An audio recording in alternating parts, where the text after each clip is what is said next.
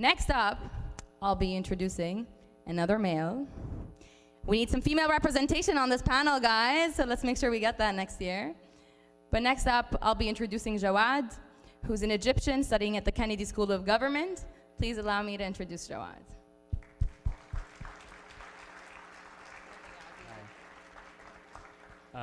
It's hard to try to inspire after what I just heard, and I'll just maybe kind of explain how I got into Kennedy School, because I think I'm not really the type of student that should be actually in the Kennedy School.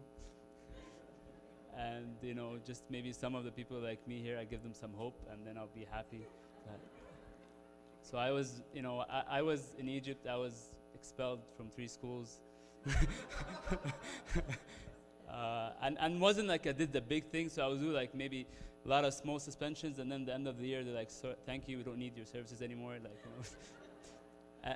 after I actually graduated from high school, and what happened is someone asked me actually a serious question, and this question actually changed my life.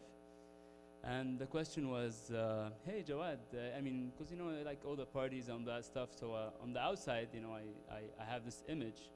But he sat with me, he's like, I just want to ask you one question. It's like, sure. It's like, are you happy? Huh? Are you happy? It kind of took me by surprise. And, when I went back home and I sat in my room at night, and actually I wasn't happy. So maybe I can, try to ask you guys, are you guys happy? Not the Facebook أو duck face who like, are you guys, are you really happy, right? And the thing is, like, most of us, a lot of people, like, even coming to Harvard and like thinking, this is great, people strive for like money, power, or fame, and they think, people with a lot of money, a lot of power, and a lot of fame are happy, right? Isn't this what we think? So let me ask you, do you guys think most people who have money, power, and fame are happy or not? How many people think people who are very rich, people who are very powerful, people who are very famous are happy? Raise your hand. So can you imagine like 2, 3 people? And the strange thing that all of us are actually striving for the same path that they were looking for. And what I did is, when this happened, and actually what I did, I got a Maclean's magazine. How many people know the Maclean's magazine? It has the university ranking for Canada. So I got the Maclean's magazine. I was like, you know what? I'm just gonna leave. I'm not staying in Egypt. I'm gonna be just like I don't know. I'm just gonna leave Egypt. So I opened the magazine. You know how Arabs choose university, the most expensive university. So I chose it. Was in Nova Scotia. How many people know Nova Scotia? Yeah. So like 4 people. So it's like a white, nice Canadian town that I go to. Acadia University, Nova Scotia. It was like minus 30 degrees. Completely unexpected. And I was like, what am I doing here? But anyways, it was actually one of the best experiences in my life. And my first shock was taking my first exam. So, in Egypt, we have this exam experience that is different from most people in the world. Like sharing is caring, and, and I thought I'm coming to this culture that I'm bringing something, to these people. Some skills that I can actually, affect. And I go to this exam, and we all had laptops, and I assumed that there's no laptops, and like we usually have like 2 miles separation in Egypt between each other, but no, we're actually like sitting as close as you guys in an exam. And for me, it was so weird. Like what? Anyways, just cut it short. I saw exam distributed. Nobody's cheating. Nobody's sharing. And the professor leaves the class, and the exam ends. I'm like so confused. So I was like, I'm just gonna go to someone and like ask him, I was like, what's going on? Like, I really want to know what's the deal. Like, maybe they have something. So I go to this white guy. I was like, excuse me, I have a question. He's like, yeah, sure. I was like, you guys don't cheat? And I was like, what? Like, anyway, his answer actually changed my life. You know, he like, I think he just, you know, swallowed the shock, and then he processed what I said, and he said, and that was very, very powerful to me. He said, why should I cheat? I paid for my own education. If I don't want to study, I do something else with my money. I was like, "Ya ibn al-eh." Well, it's so true. Like everything we got, like I don't like everything, like my school, my clothes. You know, we live in this like comfort zone. You know, I don't know about like, and not like white people, like Arabs. Like really, everything is done for us, right? So my mom would care more about my studies, and my dad, because they paid for it. Because I didn't pay for anything, so I didn't really care, right? So I was like, wow, man, that's so, wow, like, that's so true. I think it was so surprised that I was like, you know, surprised. But I was like, you know, I'm gonna like work and like pay for my own school. I was like, yeah, way to go. So, you know, here I am, like from this like Egypt, coming from this American international schools, and I applied for this like cleaning job, you know. So I applied for like, I worked for like, you know, I worked in the kitchen. I cleaned toilets. I did a security job. I did a door-to-door salesman. That was like my best job in the world. So can you imagine, like, you know, I'm this Egyptian going and knocking on the door, and someone like swears at me and slams the door in my face. It's like, you don't know who I am, huh? You don't know who the son I am? So the first 2 weeks, I know Egyptians would understand, our Arabs would understand that, but I would like, in the first 2 weeks, I would actually like, you know, have this tears in my eyes, like, what, like, what's happening to me? Like, what is this? Like, this is not what I thought it would be. But when I actually got my first paycheck, I tasted, for the first time in my life, a completely different taste. Like, I actually cared about, I know for some people it doesn't sound, but for me it was that I cared about my shirt, right? Not, you know, destroying my shirt. I actually cared about my education. Like, I had a stake about it. And the door-to-door salesman thing, I had an Egyptian, he wasn't Egyptian, he was born here, but he's originally Egyptian. Because someone would swear at me, it's like, hey, like, you know, how many people get door-to-door salesmen? How many, yeah? Yeah, what do you guys usually do? Yeah, what do you do? So yeah, someone like swear at you, like slam the door in your face, you idiot. I'll be so upset. And he's like, why are you upset? He's like, he called me an idiot. I'm not. I'm like, he's like, so you're not an idiot, so why are you upset? I was like, he's like, if you're a tall guy, okay, and someone called you short, would you be upset? I was like, no. But if you're short, and someone said you're short, would you get upset? He's like, yeah. Because you know there's something true to it. So if you're tall and you're smart, then actually it's amazing. So now like you can, you know, if you don't like my lecture, you can try it out. But like say whatever swear word you want, and and I try it out with different people. So I learned that not to get upset. If I'm really confident in what I have, then you know I don't care what people say. And that gave me a lot of guts to try different things. And the taste of, you know, actually my getting, you know, a different taste than I was born in Egypt, of, you know, having my own income and paying, I realized that we live in a bubble, or I lived in a bubble in Egypt. So I said, you know what, I'll try a lot of different things. And one of the things I realized, you know, is that asking myself about also having this conscious thing about happiness, am I happy or not? I said, maybe maybe I can be happy, and maybe what I was living in Egypt in the bubble, maybe that was the reason why I wasn't happy. And what I did is I actually decided, and that sounds weird, but I actually decided to leave Canada after I graduated and worked and go back to Egypt.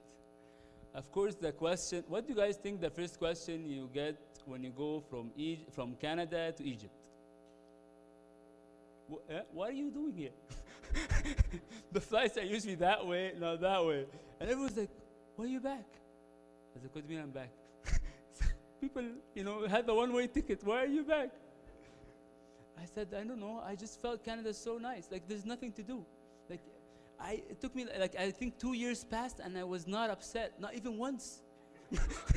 I come from Cairo. Like, Cairo is, you know, everything is so nice. The Canadians are so nice. Everything is like, no, I feel like this is not what I'm made of. You know, I need action. So I know I worked in this, you know, I started with a friends of mine, like this consultancy company. I was doing well in business and also restaurants. And then I had met this guy from this village in Upper Egypt. And he told me, by the way, you know that I was telling me about his village.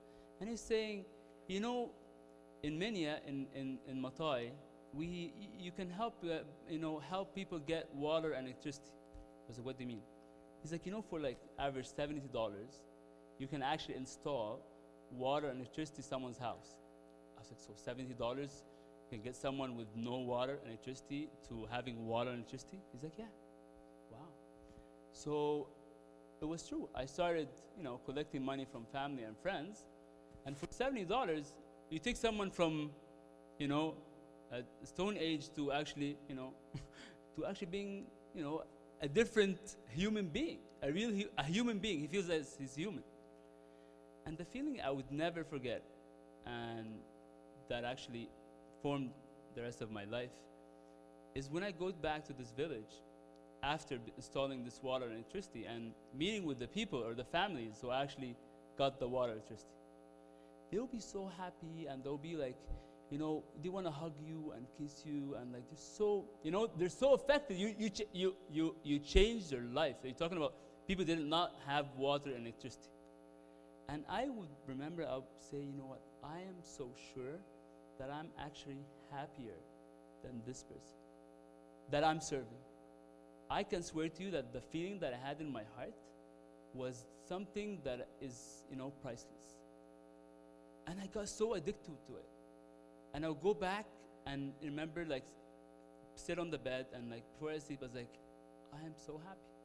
I actually changed someone's life. And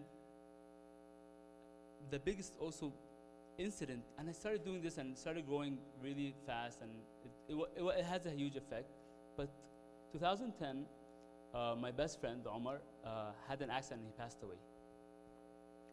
And you know, I've never in my life actually been affected by, until now, not a relative, not anyone's, you know, death as much as Omar. And it wasn't because how he died or because, you know, his death as much as what happened in his funeral. I have never in my life seen so many people come to someone's funeral. And he was not famous. He didn't, like, he wasn't a public figure. And I was keep wondering, like, why so many people came to Omar's funeral? I couldn't understand. And then I realized, I remembered, Omar's nickname was Dhul Ayadi, the one with hands. He would always put his people in front of him. He would, if we're on, like, on the 6th of October bridge in Egypt, which is very hard to stop, and sees like someone who needs a helping hand in a tire, he would stop. He would always like find someone who needs something and it would help them. And that's how I said, I want to be like that. And if this is my happiness, and this is my ending, so my life is happy and my ending is good, that's what I want to do. So 2011 revolution came, and we went down to the streets. You guys saw it on TV, but you know the feeling that we had in the streets marching, عيش حرية عدالة اجتماعية, bread, freedom, and social justice, and like just calling freedom, and you know we'll be calling people in the buildings, right? In Du'i, and we'll be saying, "Inzil ya Masri, Inzil ya Masri, come down Egyptian, come down Egyptian," and people will come down smiling. So people were smiling, and the reason why people were smiling because they knew that whatever they're risking wasn't personal. And that's the difference. it has a completely different taste when you're doing something for your own or something for others. The drive you have and the dedication you have and the reward, not the financial. The emotional reward that you get is unbelievable. I mean, when you hear, for example, my friend who's, someone who, he's American, he's helping in Jordan, right? That gives you question marks. So as an Egyptian, it's my responsibility. These are my people. Why am I here? Why am I here getting this education? Why am I making money? That question, why are we making money? To make more money, and then what? You get a car, you want another car. You get a small house, you want a bigger house. Isn't that true? So why? Why? What's the purpose? I can swear to you, at least my experience, if everything that I do, if I have an intention, to serve someone else, I'm making money because I can use this money to help someone else. It has a completely different drive. And if people get tired at 7 p.m., you will not get tired, and you will be happy doing it.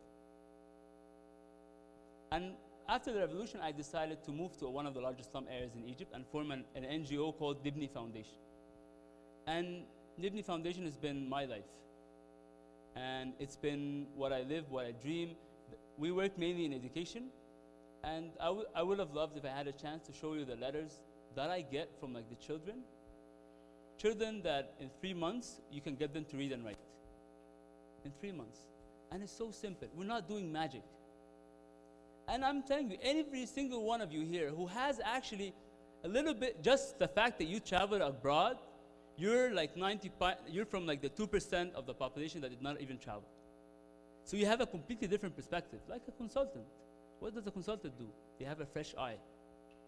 So even if one person, if you can help one person, do it. And that's the message why the Harvard Arab Talks. Because you guys are privileged. We are. We have a certain education. So how I came to Harvard, I think that what got me to Harvard. Because when they asked me why you want to be here, I was like, if through an NGO we can help 140,000 people, if I'm able to see different world experiences and be able to change one policy, one just policy memo or policy execution that is made by a certain government, I can change millions of people's life. And that would make me happier. And that's why I'm here. Thank you very much.